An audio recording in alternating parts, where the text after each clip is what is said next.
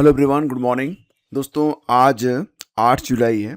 7 जुलाई यानी कि कल यूपी पीजीटी 2022 परीक्षा का परिणाम जारी किया गया है और कट ऑफ भी जारी की गई है। साथ ही साथ जितने भी अभ्यर्थी इस परीक्षा में शामिल हुए थे उनको एक निश्चित समय सीमा दी गई है कि वो अपना जो मार्कशीट है उसको भी डाउनलोड कर सकते हैं।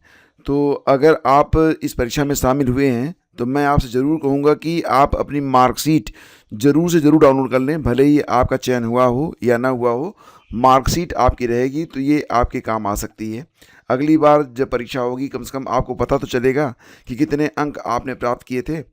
तो फिलहाल इसके लिए सभी 18 विषयों के सापेक्ष, जैसा कि आप जानते हैं, 9 और 10 मई को परीक्षा करवाई गई थी। ये विज्ञप्ति 2022 की है और इसमें कुल पदों की संख्या 624 है।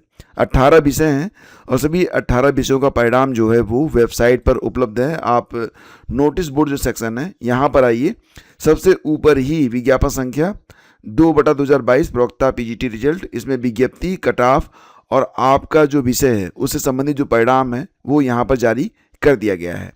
तो दोस्तों, यहाँ पर ये भी है कि मार्कशीट भी उपलब्ध करवाई गई है। मार्कशीट भी यहाँ पर आप देख सकते हैं। मार्कशीट के लिए आप जो वेबसाइट है इस पर जाएंगे, यहाँ पीजीटी रिजल्ट बिल्कुल दाहिनी तरफ आप देखेंगे तो आपको एक कॉलम दिखाई देगा, उस पर क्लिक करेंगे। फिर आपसे आपका रोल नंबर और पासवर्ड मांगा जाएगा और इसको डालने के बाद साइन इन पर जब आप क्लिक करेंगे आपकी जो मार्कशीट है वो आपको मिल जाएगी। तो दोस्तों, यहाँ पर सबसे ज़्यादा जो कट ऑफ गई है वो कौन सी गई है? जैसा कि आप जानते हैं सभी 18 विषयों में यहाँ पर सबसे ऊंची जो कट ऑफ है दोस्तों ये गई है इतिहास की। इतिहास में कुल कट ऑफ अनरिजर्व की 459.53 गई है। इसके अलावा आप देखेंगे तो ईडब्ल्यूएस की 453.13 है, ओबीसी कट ऑफ 455.73 है और एंड सो ऑन। और इसी प्रकार से ये बालक वर्ग की कट ऑफ है। अगर हम बात करें बालिका वर्ग के बारे में तो ये बालिका वर्ग का परिणाम है जो कि अलग से जारी किया गया है। तो इसमें दोस्तों जो इतिहास कट ऑफ है ये 451 गई है। दोस्तों, 500 में 459 कट ऑफ जाना ये कोई मामूली बात नहीं है। ये यही बात जताता है कि मतलब जो आपका कंपटीशन है बहुत ही हाई लेवल का है। मैं एक बार आपको बता देता हूं कि ये जो चयन प्रक्रिया थी ये कैसे कैसे, मतलब इसका जो मेरिट बना है किस आधार पर बना है। तो दोस्तों, जो फाइनल मेरिट है ये 500 अंकों पर तैयार की गई है। 500 अंक पर ये जो मेरिट है तैयार की गई है और इसमें जो रिटन एग्ज़ाम हुआ था तो ये 425 नंबर का था, यानी कि 85% जो वेटेज है रिटन एग्ज़ाम का है, 425 अंक। और इसके बाद जो इंटरव्यू हुआ था तो इंटरव्यू 50 नंबर का था, यानी कि 10% वेटेज इंटरव्यू का था। और स्पेशल क्वालिफिकेशन जैसे कि doctorate degree, MEd, BEd, national level, sports वगैरह से 25 नंबर यहाँ पर रखे गए थे और अंत में जोड़कर 500 नंबर पर ये जो मेरिट है ये तैयार की गई है। कोई नेगेटिव मार्किंग नहीं हुई थी, केवल 2 घंटे की एक परीक्षा थी। और ये जो 425 नंबर की परीक्षा हुई थी इसमें 125 प्रश्न पूछे गए थे और जो एक प्रश्न था वो 3.4 नंबर का था। तो इस प्रकार से आपकी जो मेरिट है तैयार की गई है और इस आधार पर अगर देखेंगे तो कट ऑफ तो दोस्तों बहुत ही ज़्यादा है। मतलब इसे आप हल्की फुल्की कट ऑफ नहीं मान सकते हैं, आप यहाँ पर खुद भी देख सकते हैं। अगर हम कैटेगरी वाइज बात करें तो भी हिस्ट्री की कट ऑफ सबसे ज़्यादा है। हिस्ट्री में देखेंगे तो EWS cut off 453.13, OBC cut off 455.73 गई है। इसके अलावा जो अन्य विषय हैं उसको भी देखेंगे तो 440 ये कट ऑफ गई है इंग्लिश की। और यहाँ पर देखिए 447 कट ऑफ संस्कृत की गई है, 378 गई है कला की, कॉमर्स की 417 गई है, एंड सो ऑन। आप खुद भी देख सकते हैं। ये कट ऑफ मैं आपको टेलीग्राम चैनल, आपका फेसबुक पेज दोनों पर लगा दूंगा, आप खुद भी देख सकते हैं। तो फिलहाल कट ऑफ दोस्तों काफ़ी ज़्यादा गई है। मार्कशीट आप डाउनलोड कर सकते हैं। सभी विषयों का जो रिजल्ट है जारी कर दिया गया है और ये अंतिम रिजल्ट है। मतलब इसके बाद बस आपको जो है स्कूल आवंटन किया जाएगा और इसकी जानकारी आपको जल्दी उपलब्ध करवाई जाएगी आयोग के द्वारा। एंड दोस्तों, अगर बात करें आज के अखबारों में तो ये जानकारी आज के अखबारों में भी प्रकाशित की गई है और यहाँ पर यह भी कहा गया कि टीजीटी समेत 23,800 पदों पर जल्द भर्ती की मांग।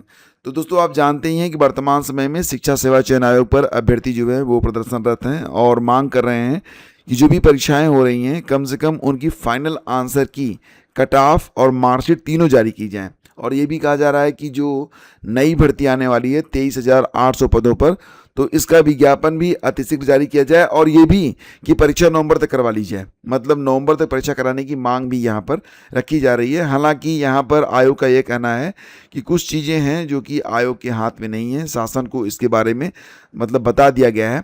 एंड जैसा कि आप लोग जानते हैं कि अभी जो है जो पीजीटी का रिजल्ट आया है तो उसमें भौतिकी, जीव विज्ञान, गृह विज्ञान, इतिहास, शिक्षा शास्त्र, अंग्रेजी, कृषि, वाणिज्य, समाजशास्त्र, नागरिक शास्त्र, गणित, अर्थशास्त्र, संस्कृत, मनोविज्ञान, रसायन विज्ञान, भूगोल, हिंदी तथा कला विशेष में शामिल हैं। अब इन सभी चयनितों को जल्द ही विद्यालय आवंटित किए जाएंगे। और जैसा कि आप जानते ही हैं, टीजीटी पीजीटी की उत्तर कुंजी, कट ऑफ और नई शिक्षक भर्ती की मांग अभ्यर्थियों के द्वारा इस समय मांगी जा रही है। तो दोस्तों यहाँ पर जैसा कि आप देख पा रहे हैं, आयोग में जो उप सचिव हैं संजय कुमार सिंह, उनको दिए गए ज्ञापन में प्रतियोगी छात्र प्रतिनिधि मंडल के सीता प्रसाद ओझा ने मांग की है कि टीजीटी पीजीटी और असिस्टेंट प्रोफेसर विज्ञापन संख्या 51, तो कह रहे हैं कि इसकी जो कट ऑफ अंतिम उत्तर कुंजी भी जारी की जाए। यह भी पूछा है कि टीजीटी पीजीटी असिस्टेंट प्रोफेसर का परिणाम बिना फाइनल उत्तर कुंजी के कैसे घोषित किया गया। टीजीटी में केवल लिखित परीक्षा थी तो उसकी फाइनल उत्तर कुंजी और कट ऑफ जारी करनी चाहिए थी, ऐसा नहीं हुआ। जबकि इसके पूर्व की टीजीटी 2021 की भर्ती में कट ऑफ और उत्तर कुंजी जारी हुई थी। यह भी जानकारी मांगी गई कि टीजीटी में किस नियमावली के आधार पर 1.5 गुना अभ्यर्थियों को अभिलेख परीक्षण के लिए, अभिलेख सत्यापन के लिए बुलाया गया है। उन्होंने बताया कि उप सचिव के जवाब से प्रतियोगी संतुष्ट नहीं है। हालांकि उप सचिव ने ये कहा है कि आपकी जो भी मांगे हैं उसे शासन को अवगत करवा दिया गया है और शासन से जो भी आदेश आएगा उसके मुताबिक जो कार्रवाई है वो की जाएगी। तो जैसा कि आप लोग जानते ही हैं कि वर्तमान समय में शिक्षक भर्तियां यूपी हो या बिहार हो, हर जगह मुद्दा गर्म है कि शिक्षक भर्ती का विज्ञापन अतिशीघ्र जारी किया जाए। और इसी के मद्देनजर बिहार में होने वाली शिक्षक भर्ती यानी कि जो चौथा चरण है उसका विज्ञापन भी प्रकाशित करने के बारे में बिहार के शिक्षा मंत्री ने कह दिया है कि बहुत ही जल्द इसका विज्ञापन प्रकाशित किया जाएगा। तो TRD 4 के लिए अधियाचना जो है 25 तारीख तक, 25 जुलाई तक भेजी जाएंगी, ऐसा शिक्षा मंत्री मिथिलेश तिवारी का कहना है।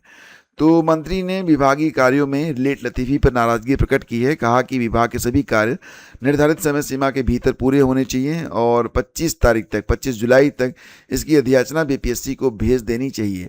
दोस्तों इस बार बीपीएससी के चौथे चरण की शिक्षक भर्ती में लगभग 46,980 पद रहने वाले हैं। हालांकि बिहार की कई बड़ी परीक्षाएं लंबित होने से 75,000 से अधिक रिक्तियां जो हैं फिलहाल तो रुकी हुई हैं। अब देखना ये होगा कि ये भर्तियां किस प्रकार से आगे बढ़ती हैं। अभ्यर्थी परेशान हैं क्योंकि उनकी उम्र भी तो जा रही है, उम्र भी तो बढ़ रही है। ओके, अटल विद्यालयों की प्रवेश परीक्षा सीबीएसई करवाएगा। तो अटल आवासीय विद्यालयों की बात हो रही है यहाँ पर, उसमें जो एंट्रेंस एग्जाम होता है ये एंट्रेंस सीबीएसई लेगा। नए सत्र 2027-28 से ये व्यवस्था लागू की जाएगी। CUET में प्रमाण पत्र न लगाने वालों को भी आरक्षण का लाभ मिलेगा, यानी कि CUET का फॉर्म भरते समय अगर जाति प्रमाण पत्र आपने नहीं लगाया था तो अब आप लगा सकते हैं। ये व्यवस्था इलाहाबाद विश्वविद्यालय में की गई है। तो अभ्यर्थी जो है अगर अपने आरक्षण का कॉलम अपडेट करते हैं तो उनको आरक्षण का लाभ भी यहाँ पर प्रदान किया जाएगा। ग्राम प्रधानों को प्रशासक बनाने पर हाई कोर्ट ने सरकार से मांगा जवाब। एग्जैक्टली दोस्तों यहाँ पर न्यायमूर्ति राजन राय और न्यायमूर्ति मंजीव शुक्ल की खंडपीठ ने मंगलवार को यह आदेश स्थानीय अधिवक्ता संजय कुमार शर्मा की जनहित याचिका पर दिया है। सुनवाई के दौरान जनहित याचिका ने तर्क दिया कि ग्राम प्रधानों के स्थान पर प्रशासकों की नियुक्ति का 25 मई का आदेश संविधान के 73वें संशोधन, पंचायती राज व्यवस्था तथा संबंधित वैधानिक प्रावधानों के विपरीत है। तो इस पर जो है हाई कोर्ट ने सरकार से जवाब मांगा है कि किस आधार पर उन्होंने प्रशासक नियुक्त किए हैं। और ये भी कहा है कि सहयोग के लिए अपर मुख्य सचिव ने पंचायती राज को 10 जुलाई को वीडियो कॉन्फ्रेंसिंग से पेश होने को कहा है। और ग्राहकों को बिना एथेनॉल वाले पेट्रोल का विकल्प संभव। तो लगातार जैसा कि आपने देखा एथेनॉल 20 जब से लॉन्च हुआ है तब से गाड़ियों में जो गड़बड़ियां आ रही हैं उस पर सोशल मीडिया सहित लगातार प्रदर्शन हो रहे हैं।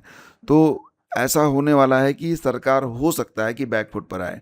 हालांकि बैकफुट पर आने से पहले सरकार ने एक प्रयास किया है यहाँ पर कि वो बिना एथेनॉल मिश्रण वाले जो पेट्रोल है उसके लिए भी व्यवस्था करवाई जा रही है कि जिनको बिना एथेनॉल का यानी कि प्योर पेट्रोल चाहिए उसके लिए भी जो ऑप्शन है उपलब्ध रहेगा। मतलब ये टोटली आप पर डिपेंड करेगा कि आप एथेनॉल वाला पेट्रोल लेते हैं या फिर बिना एथेनॉल वाला। और अगर बिना एथेनॉल वाला पेट्रोल भी उपलब्ध करवाया जाता है तो उसके लिए अलग से व्यवस्था करनी पड़ेगी, जिसमें काफ़ी खर्च आने वाला है। और रही बात ये, जो अंतिम फैसला होगा कि कीमत क्या रखी जाए, जो बिना एथेनॉल का पेट्रोल है उसकी कास्ट कितनी होनी चाहिए। और वर्तमान में जो एथेनॉल वाला पेट्रोल है दोस्तों, आपने खुद भी देखा है कि कीमत में कोई कटौती तो हुई नहीं। इन्होंने एथेनॉल को मिलाकर 20% भले ही कर दिया है, लेकिन कीमत में कहाँ कोई कमी हुई है। कीमत तो उतनी है जितनी की पहले थी।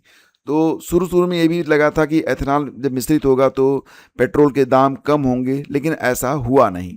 एनीवे दोस्तों, ये थी आज के अखबारों की सारी जानकारी और जो आज के दैनिक रोजगार समाचार हैं। अगर ये जानकारी आपको अच्छी लगती है, सेशन आपको पसंद आया, तो इसे लाइक और शेयर आप जरूर कर दिया करें। एटलीस्ट जिस भी स्टडी ग्रुप से आप जुड़े हुए हैं उस स्टडी ग्रुप में आप इसे शेयर किया करें। अदरवाइज अपने व्हाट्सएप का स्टेटस तो आप इसे बना ही सकते हैं। धन्यवाद। Have a great day. जय हिंद। और हाँ, ये जो आपका व्हाट्सएप चैनल है और जो टेलीग्राम चैनल है, दोनों पर मैं ये रिजल्ट आज आपको सेंड कर दूंगा। पूरी जानकारी आपको इसमें उपलब्ध रहेगी। Thank you.